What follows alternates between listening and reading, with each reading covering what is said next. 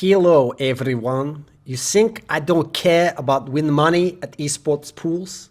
Shut the fuck up, fucking idiot. Listen to this 34-year-old journalist. I'm talking to you. Live in-play bet. I live for this money. NaVi was bad. Now we get electronic. Maybe we win major. I'm not pussy. I just need these fucking idiots kill someone. Suker. So, okay, don't know what that had to do with esports pools, but you know now that it has live in-play betting. So, our prayers have been answered. Those of us who actually like to watch NaVi and Simple play, Electronic has fulfilled all the memes, all the hopes, all the dreams, and he has joined NaVi, Natas Fincer, from Flipside, and Seized has gone the other direction to Flipside, but technically just on loan, which basically means they've loaned his contract to Flipside, and at the end of the year it runs out, and then at that point in time he's a free agent, and we'll see what happens at that point. So NaVi now has a lineup of Simple, Flamey, Electronic, Edward, Zeus. Meanwhile, over on Flipside, they obviously take out Electronic, and they have Blade, Waylander, Markelov, who's the other one, World Edit, and now Seized. So let's start with the Electronic side of the equation, since he's actually the good player we're talking about here. So first of all, Electronic is a sick rising talent. I realize he's been playing CS for quite 2 or 3 years now at least, but he's still only 19 years old. With that said, I do feel as though people actually have gone a little bit too crazy acting like he's already a confirmed star. I think he's a very good player, and he actually reminds me somewhat of Simple when Simple rose up on Flipside as well and was playing at a world-class level despite the team being much worse and getting to okay results, but not really as good as his level. And you thought, wow, I'd love to see this guy in a proper team. Sure. So it's still very promising what we've seen from him. But let's not get crazy and act like he's Nico or Cold Zero yet. But certainly the potential, the trajectory is there. He's also someone where part of the reason I say that is the sample size is quite small still. He's played at some big tournaments and qualified for the major, etc., but he didn't get to play many maps at a lot of these tournaments, and we haven't really seen him play many series offline. But online, the numbers are magical. Offline so far, very good performances, and it doesn't even seem to matter the level of opposition. And one of the best factors is it's not just kills on the scoreboard. He is a very skilled player, and you look at what he can do in terms of impact in a round with his ability, and it's very, very high. So obviously, the first reason why this is very exciting is now you're pairing some other legit big firepower with Simple, who is arguably the biggest firepower in the game right now, especially when you consider that guy is a monster with an AWP and a rifle. Now, funnily enough, this is one area where I actually feel like people will overlook this move in terms of how good it should be for NaVi. Because actually, if you look at Simple, because Simple has the skill set of a Nico or an Olafmeister, some fantastically talented player, you might think, right, he should be who you build your system around, and he should be who the tactics are based around. But actually, if you look at Simple's playing style and what he prefers to do, he is more in the mold of a Fur, of a JW, of these players who like to go and do these aggressive moves with a lot of impromptu play and just play off how they're feeling and ride the wave of their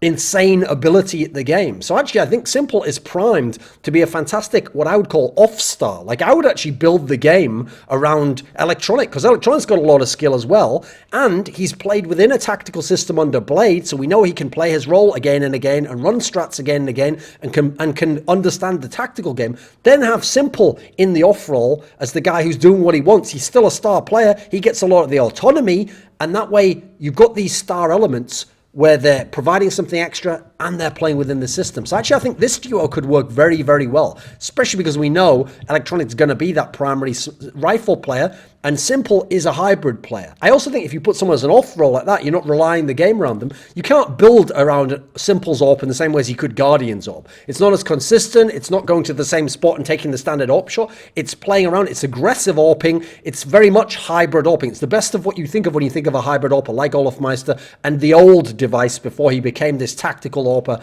as he's managed to transition to becoming now. So I think when you look at the core that NaVi has now, they've already got one of the best players in the world in Simple in terms of ability, fragging power, but this has a ridiculous core because remember, Simple is only 20 years old, Electronic's 19 years old. They've got this very skilled, very young, but still reasonably on different levels, experienced core of stars.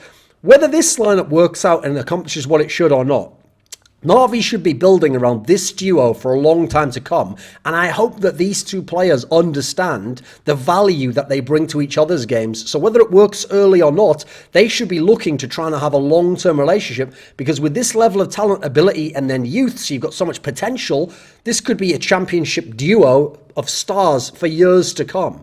So similar to if I'm Elysian Twists, I'm saying the same thing. Hey, we're stars already. We're really young guys. Let's stick around together. Let's play together for 5 years. They can be a Kobe and Shaq of CSGO.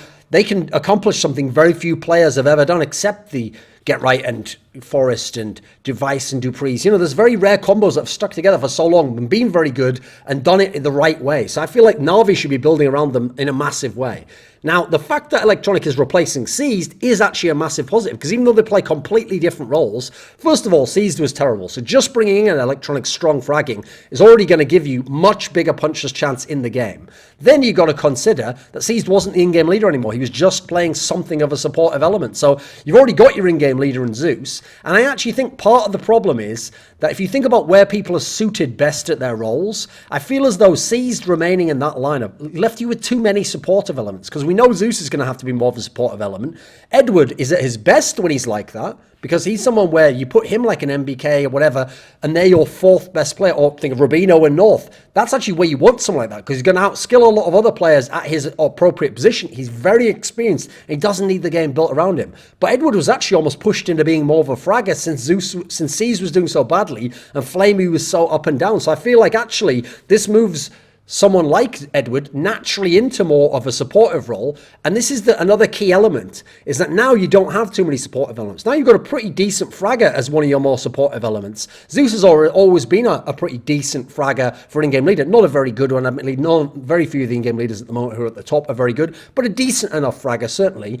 And you go and look across the table. One of the guys I think this move could really help is actually Flamey, because I feel as though Flamey, from what I've seen of his career, because he doesn't seem to have the initiative naturally, or be as self-directed, or has driven himself to be like the best player. I certainly think he's driven to be a good player, and he's worked a lot on his game, but I don't think he necessarily knows, like a lot of the great ones do, how he should be used. So I feel like if you put him as a kind of a third star, an off star, and you have Simple and Electronic be your main stars and the people you're building the game around or giving autonomy to, then Flamey sits quite neatly within the tactics, and he has a great veteran support core with with Zeus and Edward right behind him, that he can be the guy who puts you over the top in games, because we know he's a strong fragger, and we know he can definitely get very hot and have big games.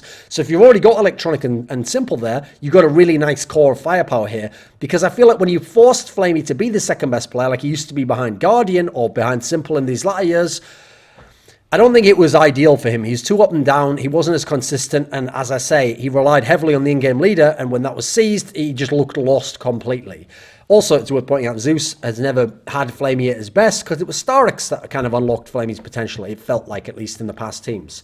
So I think, admittedly, it's hard to gauge where Flamey was at, because the whole Guardian issue never really made sense. Because, like, people wanted to say, oh, Guardian was playing badly because of Simple or something like that.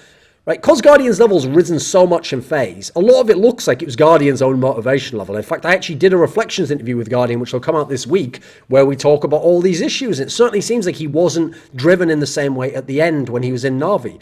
So I feel as though you put Flamey in one of these roles, again, he's going to be overqualified for that. In a lot of other teams, he would be a star player. This is going to be like, for my money, what's happened to Mo in Gambit, where cause Hobbit turned out to be a fantastic fragger and was right up there with Adren as like a star of the team, Mo now could just chill in the third spot and either contribute and win you the game outright, or still be fine and the other stars can carry you. And he can frag at a decent enough level to be your third or fourth best player. So that's where I feel like Na'Vi's getting to now. And now they've got the firepower, not just one massive bit of firepower, then some inconsistency, then like some okay supportive players, and then an in-game leader who's kind of struggling to get back into the equation. So I do feel as though if Edward's going to be your like fourth best or fourth most skilled player, you're in pretty good shape. As much as people will say he's had his issues recently, I know for sure he can play that role. He can be a very good player, as we've seen in the past when he played that role in the Na'Vi lineups that made it to the major finals.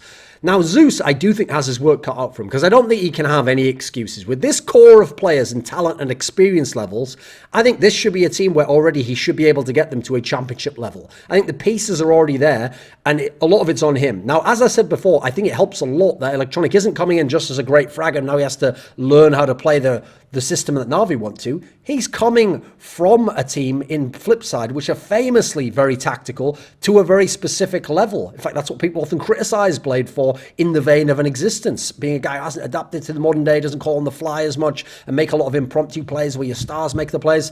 No, but he prepares like a motherfucker and he tells you your job and your strats and what the flash is going to be and where you're going to go and your timing, etc. Now, if you're Zeus, you're loving that a potential star player, especially somebody who could build the system around, is coming in with that as his base. Great, now I just have to polish and tweak it. I'm not starting from the ground up and teaching him a system, as it were. So I think you look at the team now, it has the firepower. In theory, in Zeus, it has the veteran leadership, the strats. This should already be a team, not just a team that's going to be good and can get better. It should already be a team where the pieces are there to win. That's where the end goal of this lineup should legitimately be. Because actually, the old NaVi team, yeah, they never won. That is true. They were bad in that sense. But they were already good enough in terms of when you watched them in the game. I realized Simple was hard carrying like a motherfucker. But they very rarely got blew out.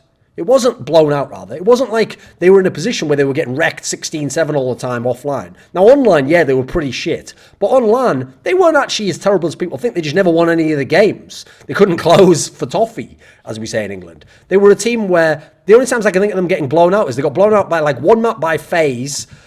Or was it SK, actually? Yeah, maybe I'm thinking of SK. Let me think. No, I think it was FaZe. It was FaZe at E-League, right? And then they also got blown out by, I think it was Astralis at, what tournament would that have been? I'm not sure, but DreamHack Malmo maybe. I think that might have been it. There was a couple of maps that got blown out. Aside from that, they lost a lot of close, a lot of 16-13, 16-14, 16-12s. They had some overtime games. I mean, they were close to finishing top 4 at Malmo and 2-0ing NIP before that epic comeback on Nuke and then Nip winning the final map. They had a killer group at E-League, which was very tough. They had FaZe and G2 in there. G2, obviously, at the time, champions of the last tournament. FaZe would go on to win this tournament and the next 2 tournaments if you combine ESL and E-League Premier. ESL New York, yeah, no excuses there. You should be getting out your group there. I mean, SK was ripe for the picking.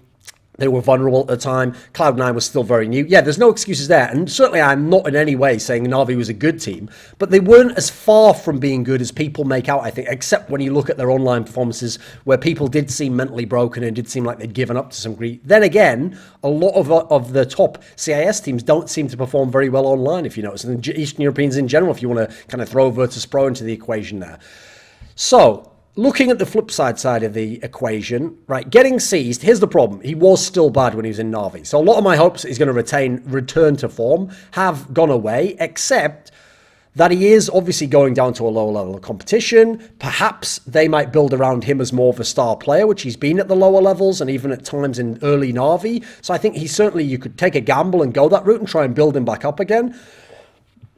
The problem is he obviously can't fill Electronic's shoes because Electronic was a hard carry in that team, although it was a team that had decent strats. So I do think you have to probably go towards the element of making him a stronger component, because if not, who else are you going to get in your team? You could maybe push Marklov to being more of a star player, but he seems resistant to that himself. I do think that this is an example of a flip side lineup where, like, they narrowly qualified last time. They were in a positions last time where I thought they probably shouldn't have made it. They narrowly made it over Team Liquid. And they basically made it because Electronic was unbelievable in that game and in that qualifier in general. I actually think they shouldn't have qualified last time. And I don't think they will qualify now, especially now that Electronic's gone and they're getting seized in and they look woeful in terms of firepower. So I don't care what level of strats they've got. As I've seen in LDLC and Big, strats alone can't do it for you. So I don't think Flipside's going to qualify now. I think they're actually in a lot of trouble right now because they don't have that young talent anymore that's going to carry them, that's going to take them there. We already know what World Edit's made of. They lack any kind of a young talent like Simple in the past, like Electronic now. They've got a team where they've got a bunch of, I'd say, quite frankly, washed up veterans in terms of Marklov, Seized, and to some degree Waylander. I don't see enough firepower in this team. I think they're going to be in bad shape. I think they got the losing end of the equation, but hey, at least they can maybe gamble on Seized regaining confidence, getting to some kind of a good level again. Because obviously if he could, he's a very well-rounded player. He's a player with a lot of experience. He could bring a lot to his team in that sense, especially because he can team play, and he's a somewhat intelligent guy, although Obviously, he didn't really show us very much of that as the in-game leader of NaVi, but he was pushed into that position. So I'm actually quite excited for this move, not just for Electronic, not just for NaVi now, where I think they already have the pieces to potentially win, but more importantly, I hope for the future that whether they change out Edward or whether Flamey stays here in the long run, build around Electronic and Simple, and NaVi can be a powerhouse for years to come. Machine here, and you're watching Thorin's YouTube channel. 20-minute video for 2 minutes worth of content. Gold.